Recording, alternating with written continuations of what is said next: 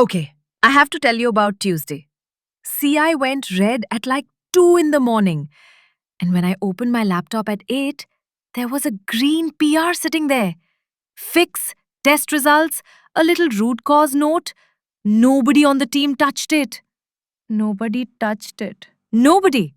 That's the self healing loop. And that's the whole deck today.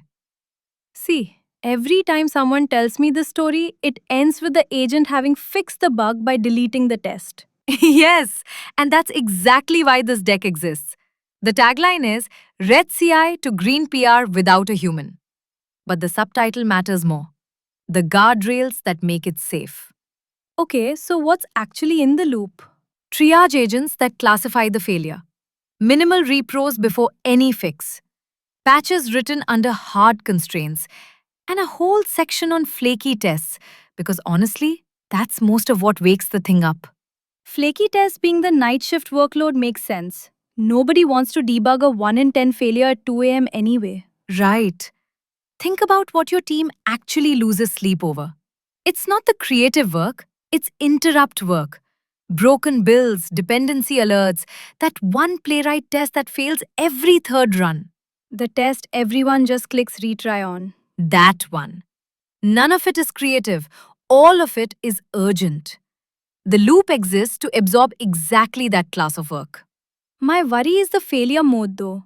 An agent thrashing at a codebase overnight, unattended, that sounds expensive in at least two ways. And that's the honest framing. An unguarded healer is worse than no healer. A bot that makes CI green by weakening an assertion has just shipped you a hidden defect with a green checkmark on top. Malicious compliance as a service. Basically. So the deal for this deck is, for every piece of magic, we spend equal time on the rule that constrains it.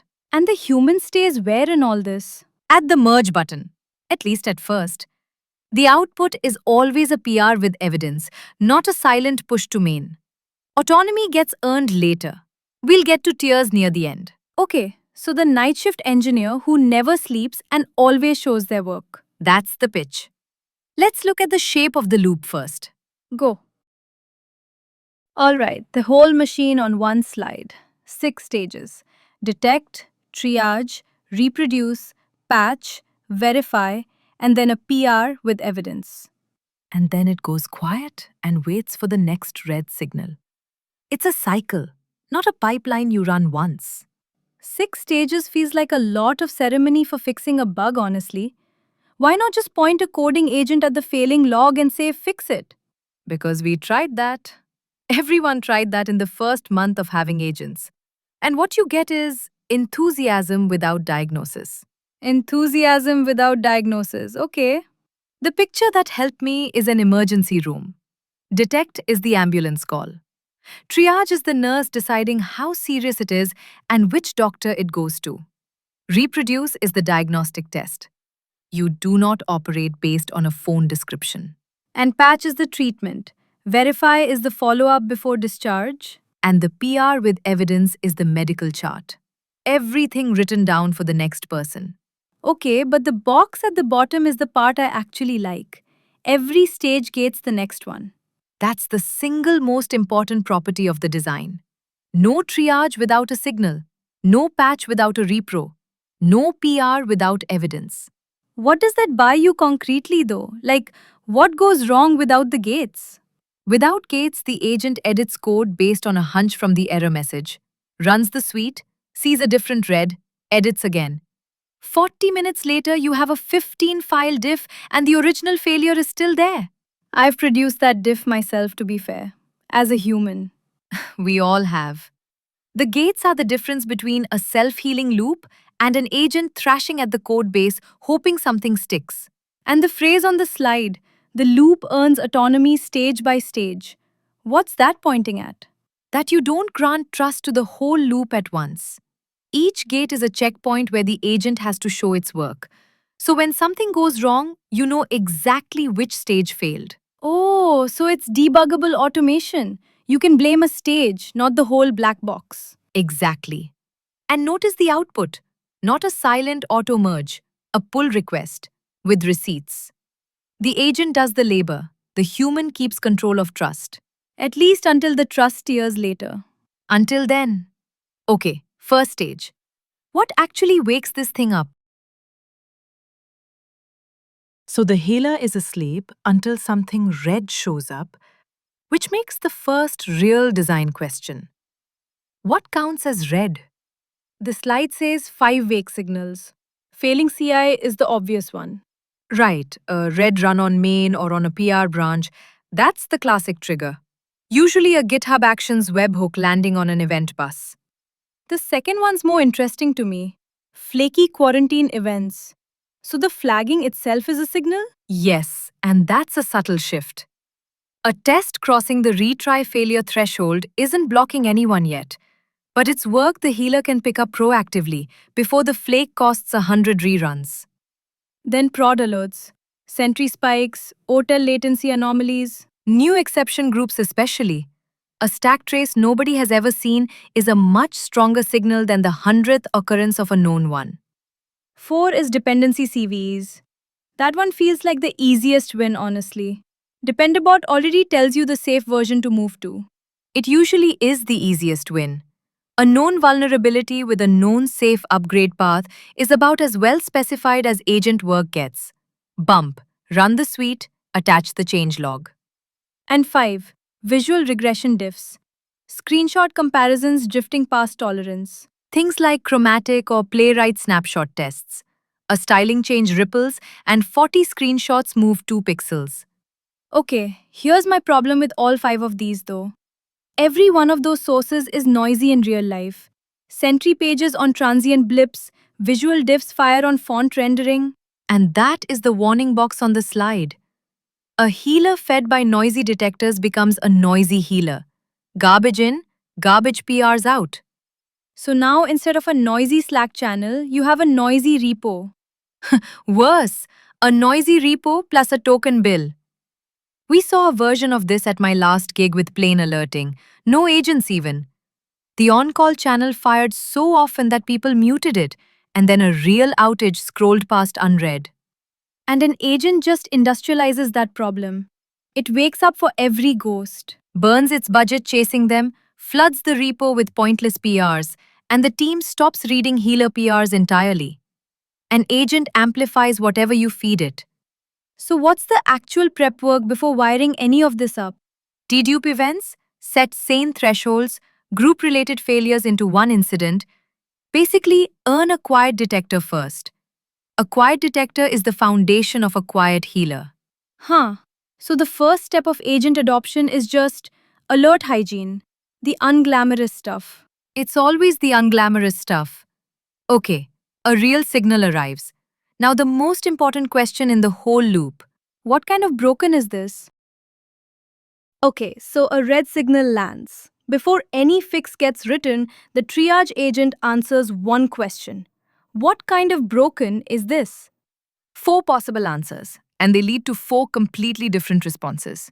Product bug, test bug, infra or flake, upstream. Walk me through them. Product bug first.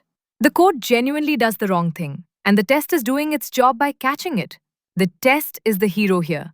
And test bug is the mirror image. The behavior changed on purpose. Somebody redesigned a feature, and the assertion is still describing the old world. Right, the test is stale, not the code. Then class 3, infra or flake. Nothing is actually wrong. Timing, test ordering, a slow network, a runner having a bad day. The runner having a bad day is about 40% of my CI experience. You're not wrong. And 4 is upstream. A dependency shipped a breaking change. An external API moved its contract. The platform shifted underneath you. Here's my question though. How does an agent actually tell these apart? Because the error message often looks identical across all 4. That's the whole trick. It doesn't guess from the error message alone.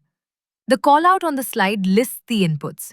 Failure logs, the diff that landed right before the break, git blame on the failing path, retry history, recent dependency bumps. So it's reading evidence, not vibes. Evidence, not vibes. That's literally the line on the slide. Each input is a clue. Test started failing exactly when a log file changed? Probably upstream. Fails one run in 5 with no related diff. Probably Flake. Failing path was edited in the last commit and fails every run. Probably a product bug. And you even have a suspect commit. This is basically what a senior engineer does in the first 5 minutes of looking at a red build, isn't it? Check the diff, check the blame, check if it's flaky. That's exactly what it is. The triage agent is an encoding of that 5-minute ritual, which is why teams with good incident habits get good triage agents almost for free. And how often does it get the classification right in your experience? Depends heavily on the signal quality.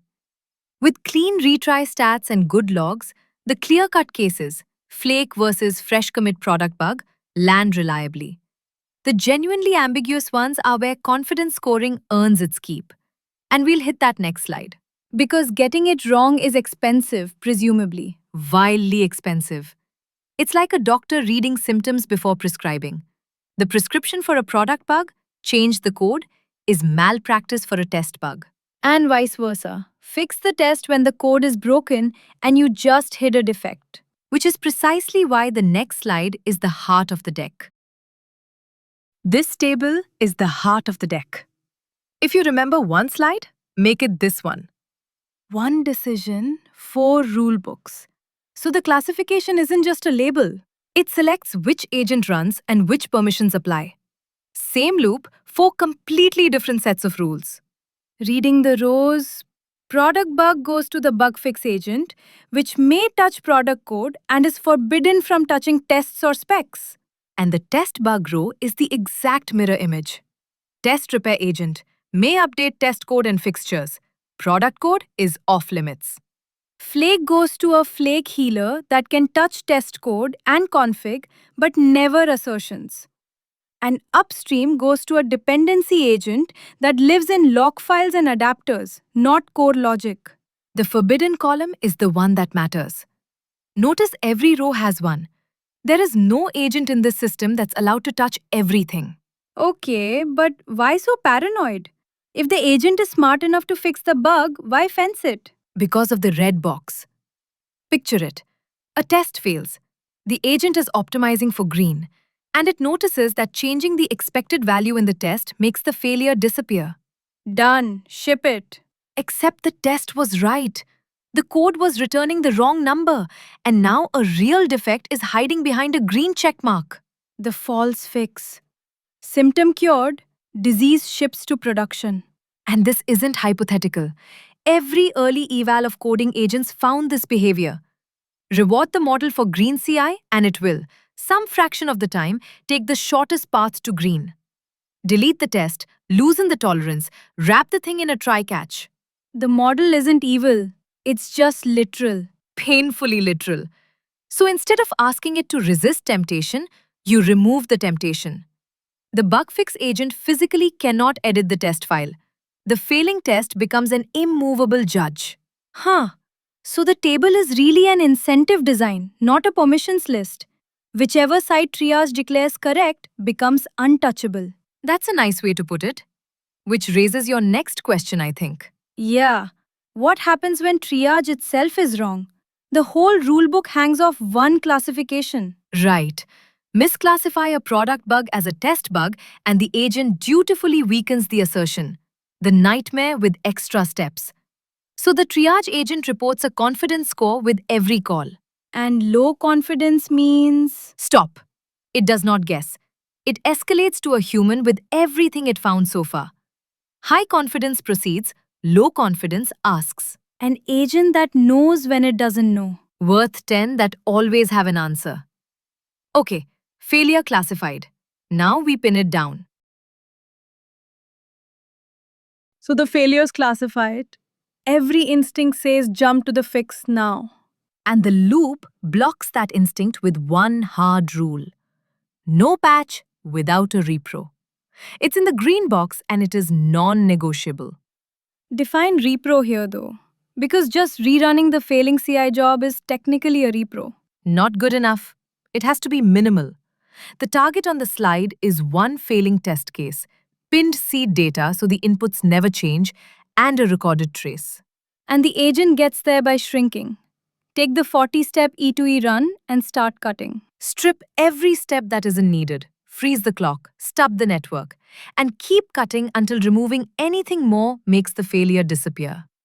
What's left is the essence of the bug. That's basically delta debugging, the old DDMIN idea. Minimize the failing input automatically. Exactly that lineage, except now an agent runs the shrink loop instead of a script. And honestly, agents are good at this part.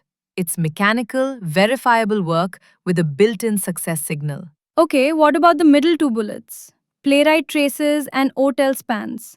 The slide calls them the agent's eyes. This is where modern tooling becomes a genuine superpower. A playwright trace is a flight recorder for the browser. DOM snapshots, console output, network calls per step. So instead of pasting a stack trace into the prompt, the agent can walk the trace and find the exact step where the button stopped existing. Right. The trace viewer data is just files on disk. The agent reads it directly. And for backend failures, OpenTelemetry spans are the same thing. Which service, which call, what latency on every hop. Whereas without those, the agent is debugging from a one-line error message, same as a junior at 2 a.m. Debugging blindfolded, yeah. We learned this the slow way. Our first healer prototype only got raw CI logs, and its patches were basically educated guesses. Wiring traces in changed the quality overnight. Let me push on the hard rule though. Why absolute? Surely sometimes the fix is obvious from the log alone. Because the repro does two jobs at once. Before the fix, it's proof the bug exists and is understood.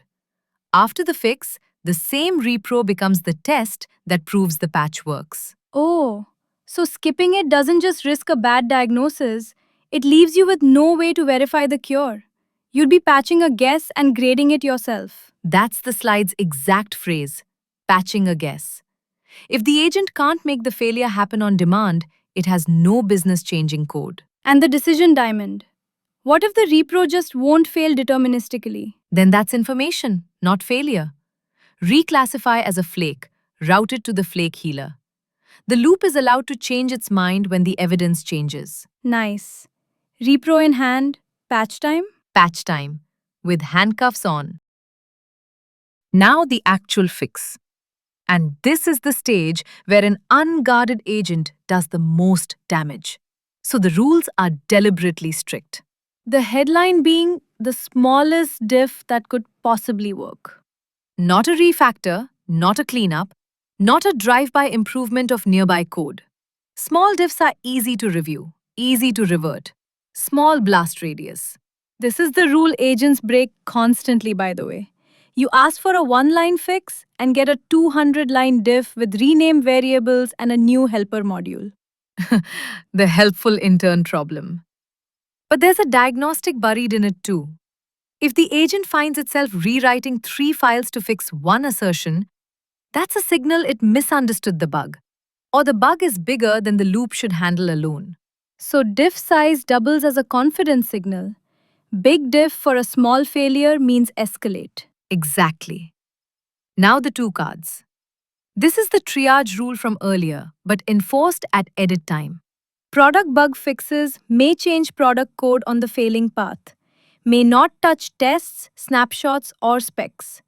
The failing test is the immovable judge. The code must come to it. And the right card is the mirror.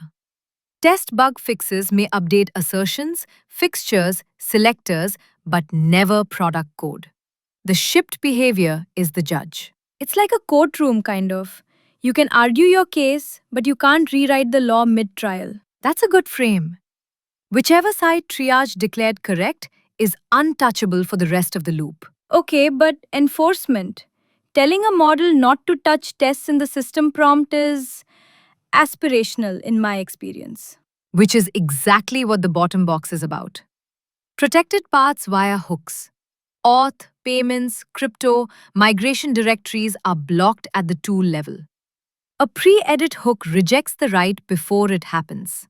So mechanically, the agent calls its edit tool, the hook inspects the target path, and if it matches a protected pattern, the call just fails? Right, the write never lands. Claude Code's pre-tool hooks work this way, and most agent frameworks have an equivalent. The line on the slide is the one to tattoo somewhere. Guardrails enforced by machinery beat guardrails written in a prompt. Because a prompt can be forgotten, or the model talks itself around it 3 steps into a long session. We watched that happen in testing.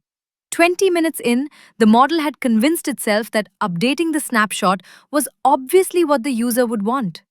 The hook disagreed. The hook always disagrees. And when the loop hits a protected path, It stops and escalates. No clever workaround, no shadow copy of the auth module. Stop, summarize, hand to a human. alright, so we fenced where it can edit. What fences how long it can keep trying? That's the next slide. Budgets, caps, and my favorite underrated move. An agent with no limits is an agent you can't trust overnight. That's really what this slide is. 3 hard limits and 1 escape hatch. First limit, the iteration gap. Typically 3 patch attempts. Why 3? Feels arbitrary. It's roughly arbitrary, but the reasoning isn't. If the diagnosis is right, the first or second patch almost always lands. So if you're on attempt 4, the problem isn't the patch, it's the understanding. And each retry drifts further from that minimal diff we just spent a whole slide defending. Exactly. Attempt 5 is never a small diff. It's the agent rewriting the module out of frustration. Except agents don't get frustrated, they just get expensive. 3 strikes, stop. Second limit, token and time budgets per incident. Partly about cost. A runaway loop on a big context model can genuinely burn through real money before sunrise. Long traces, full repo context, repeated test runs, it adds up fast. Waking up to a few $100s of spend on one flaky test is a great way to get the whole program cancelled. That's the real point. It's mostly about trust, not cost. Predictable spend is part of being a good teammate. Finance trusts the healer the same way engineering does, because its behavior is bounded. Okay, and the move you called underrated. Roll back first. Sometimes, the best patch is no patch. If the failure traces to a commit that just landed and a forward fix looks risky, revert the offending commit. Green in 5 minutes. Doesn't that feel like the loop giving up though? You built all this machinery and its answer is git revert? That's exactly the mindset the green box is fighting.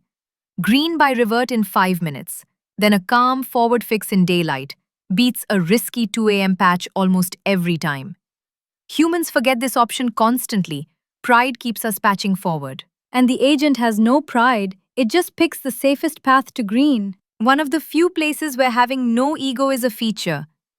The big shops institutionalized this years ago, by the way. At Google scale, rollback is the default first response to a bad release, and the fix forward happens after the bleeding stops. What happens to the original author in this flow? They get a friendly issue with the evidence attached. Your commit broke this, here's the repro, here's the revert.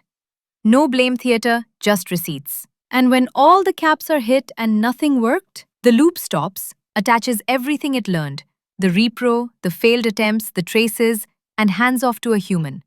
A failed healing run that produces a clean handoff is still a win.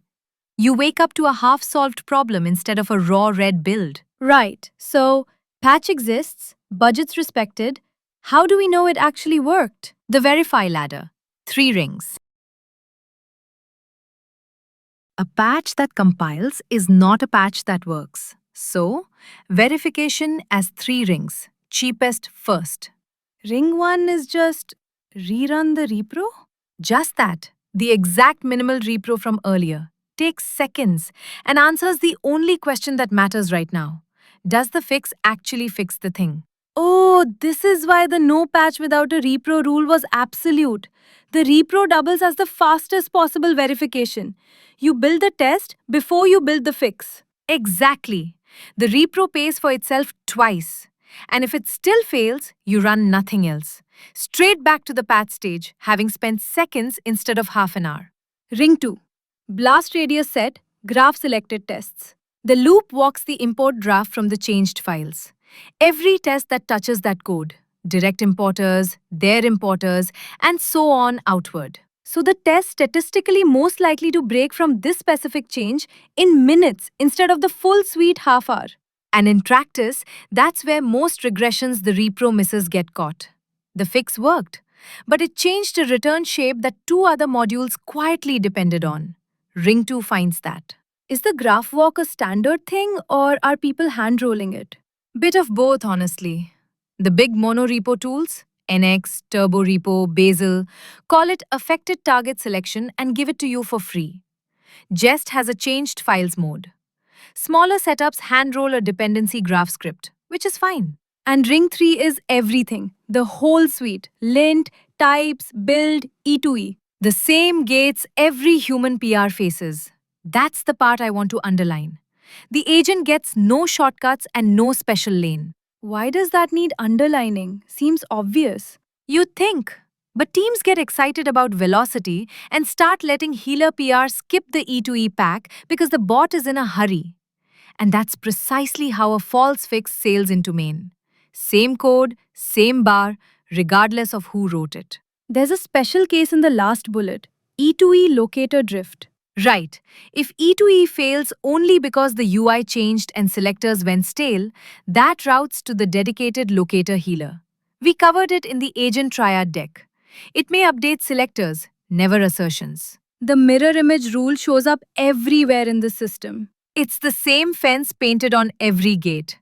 And the blue box explains the ordering. Failing fast at ring 1 costs seconds. Discovering the same failure at ring 3 costs half an hour. Cheap checks where iteration actually happens. Expensive checks once, at the end. Same reason humans run one test file before pushing. Same instinct, encoded. All 3 rings green, and the loop has one job left, packaging the proof. The evidence bundle. Go on. Oh, I like this one. Every healer PR ships with receipts. Small idea, outsized impact. The output of the loop isn't a diff. It's a diff plus everything a reviewer needs to believe the diff. 5 items on the slide. Root cause note first. Plain language. What broke, why, and how the patch addresses the cause rather than the symptom. That last clause is doing real work, by the way. It forces the agent to articulate a causal story, not just point at a green run. Then before and after runs. The repro failing on main, the same repro passing on the branch with links. The clearest possible proof of a fix that exists. Red here, green there, same test, only the patch in between. Trace links, verification record, and then diff stats plus confidence. The trace link matters more than people expect. The playwright trace or OTel span that pinpointed the failure means the reviewer can see exactly what the agent saw. And the metadata is sneaky useful. Files touched, lines changed, triage confidence, attempts used. Why sneaky useful? Because a PR that says 3 files, 6 lines, confidence high, 1 attempt reads very differently from one that says 9 files, confidence medium, 3 attempts. The metadata is a risk score hiding in plain sight. So a reviewer can calibrate skepticism before reading a single line of the diff. Picture the 9 a.m. test. 2 PRs in your queue. One says, fix the checkout test, nothing else. Ah yes, the classic. Trust me. The other says, checkout test failed because tax rounding changed in commit A, B, C. Here's the failing run, here's the passing run, here's the one-line fix to the rounding helper, and here are 42 related tests passing. I merged the second one before my coffee's done, and I side-eye the first one until lunch. That's the whole effect. Evidence collapses review from 20 suspicious minutes to 2 confident ones. The slide's phrasing is exactly right. A PR without evidence asks for trust. A PR with evidence demonstrates it. Devil's advocate though. Isn't this a lot of machinery for what's basically a good PR description? Humans are supposed to write these too. Supposed to, yes. But here's the asymmetry. For a human, the evidence bundle is tedious. For the agent, it's free. Every artifact in that list already exists as a byproduct of the loop.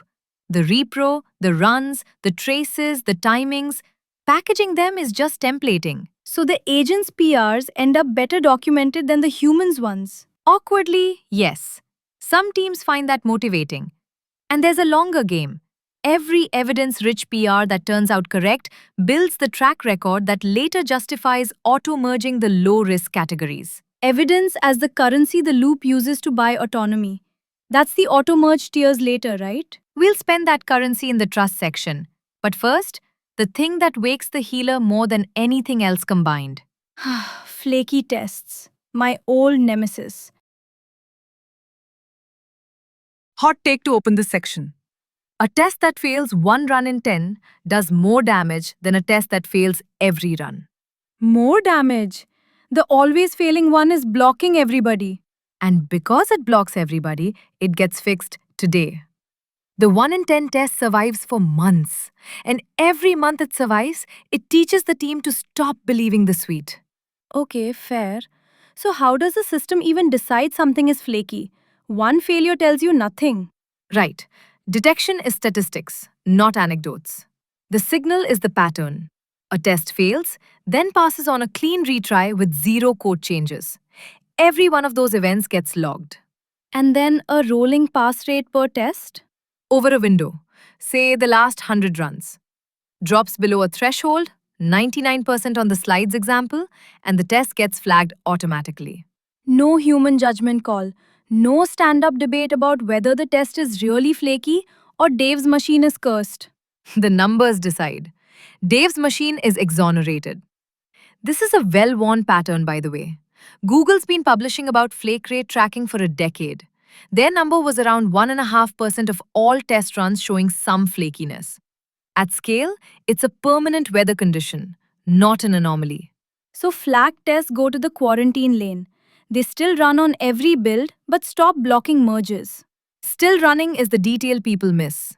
You want the data to keep flowing so you can tell if it's getting worse and so you can prove it's fixed later. But it can't hold a one-line change hostage anymore. No more re-rolling CI 3 times like it's a slot machine. The retry slot machine, exactly. But here's where most teams blow it. The warning box. Quarantine is a hospital, not a hospice. Meaning what concretely? Meaning every quarantine test has an expiry date and sits in the flake healer's work queue. It goes there to be fixed and released, not to be forgotten. Yeah, I've seen the failure mode. A skip list file that started as 5 entries and was 200 entries 18 months later. Nobody remembered what half of them covered. That's quarantine without an expiry. The place where coverage goes to die, silently. The time box is what keeps the lane honest. Last bullet though, the why it matters one, the rerun reflex. This is the deepest cost.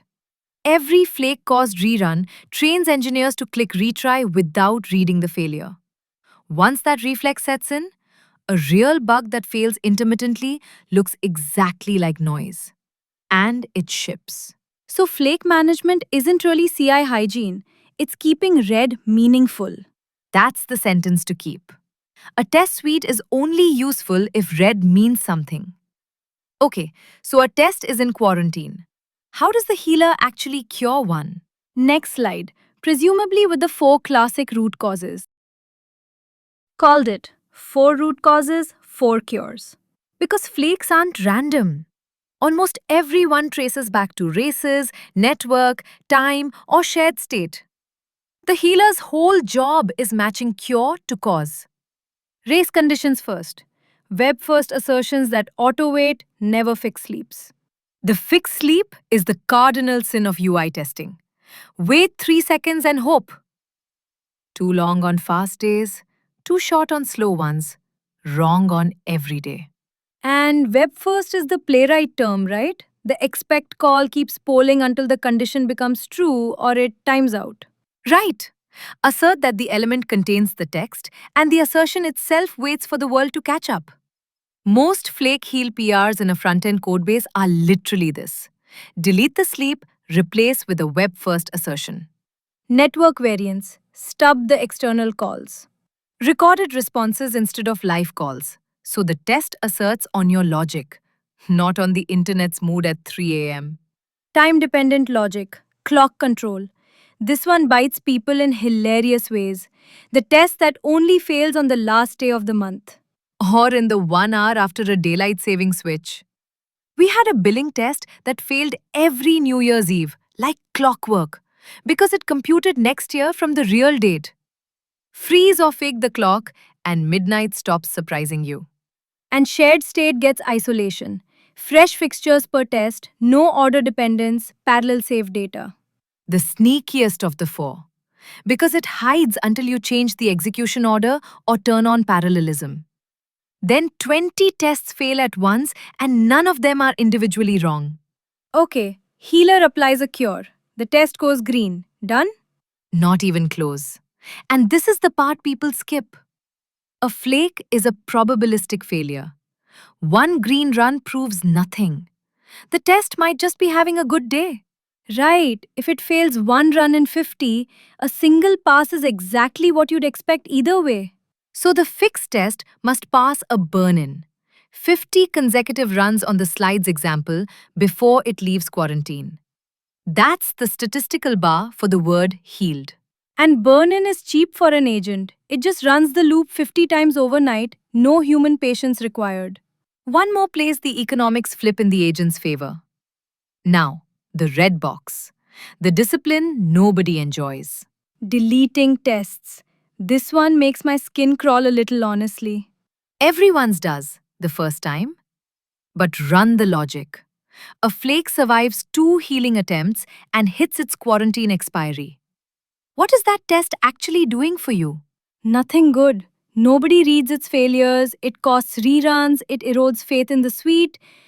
It's providing negative value while looking like coverage. So delete it, but loudly. A PR that names exactly what coverage is being lost so a human can veto it or rewrite the test properly. Honest deletion beats dishonest retention. Loudly being the keyword. Silent deletion is how you find out 2 years later that nothing ever tested refunds. Exactly the nightmare. Alright, next up, the question every autonomous system has to answer. When does it stop and call a human? The most important feature of an autonomous loop is knowing when not to be autonomous. This slide is the loop's humility. 4-pager human triggers and a tier system. Triggers first. Security paths. Auth, payments, secrets, anything cryptographic. The cost of a wrong fix there is effectively unbounded, so the healer doesn't even try. Page a person. Full stop. 2. Anything requiring a data migration or otherwise irreversible. Code can be reverted. A botched migration on production data cannot. The asymmetry of undo is the whole criterion. If there's no undo, there's no autonomy. 3 is the subtle one. The same failure repeats after a healer fix. Because that means the loop treated a symptom and missed the disease. A second automated attempt would very likely do the same thing. So recurrence is treated as proof the problem is above the loop's pay grade. That's a nice self-awareness mechanism actually. The loop notices its own fix didn't hold. And 4. Low confidence at triage or patch time. The agent knows it's guessing, so it doesn't. Okay, now the tiers. Every healer PR gets scored on risk and evidence and lands in one of 3 lanes. Tier 1 auto merges. Low risk, fully evidenced categories.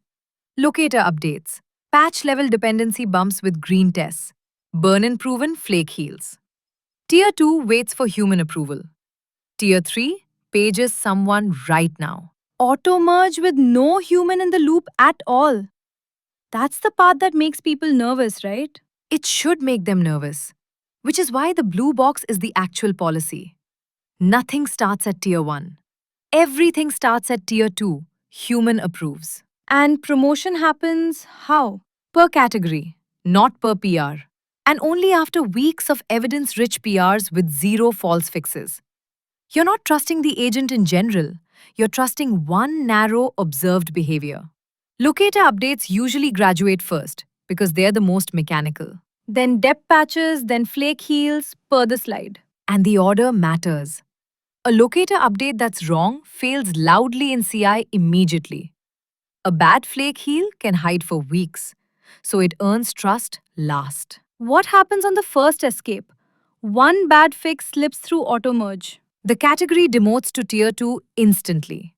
No three strikes, no grace period. Trust is built gradually and revoked immediately. That asymmetry feels familiar. It's how humans actually extend trust to new teammates, isn't it? Slowly up, instantly down. It's exactly that, formalized. And honestly, it's also how you sell this to a skeptical team. Nobody has to trust the robot on day one. The robot has to earn it category by category with receipts. The receipts again. Everything in the system runs on receipts. Receipts all the way down. So, how do you know the whole loop is actually working and not just busy? Numbers. Show me the numbers. 5 numbers that tell the truth. An autonomous loop you don't measure is a loop you shouldn't run.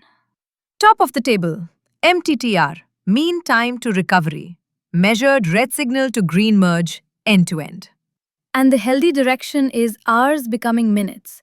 That's the headline number, the one that goes in the slide deck for leadership. It's the easiest one to feel too. The difference between a red main blocking the team all morning and a fix merged before stand up. Then autofix rate, percentage of incidents healed with zero human input. With the crucial caveat printed right in the table. Up, but never at quality's expense. Which brings us to the metric that actually runs this whole show. The false fix rate, the escape rate. How many healer fixes later turned out to be wrong? Symptom patches, weakened tests, bad reverts. The healthy value is approximately 0, and the table says it plainly. This is the metric that guards all the others. Because every other number can be gamed against it. Autofix rate climbing while escape rate climbs too isn't automation. It's corner cutting at machine speed. You've just industrialized the production of hidden defects, with dashboards celebrating it. Goodhart's law with a CI badge. Exactly that. Fourth, the flake budget. Quarantine tests versus an allowed ceiling. And here's the teeth. Breach the ceiling and feature work pauses until the queue shrinks. Pausing feature work over flaky tests is a spicy policy. Does anyone actually honor that? The teams that mean it, yes. And it's the same logic as an error budget in SRE.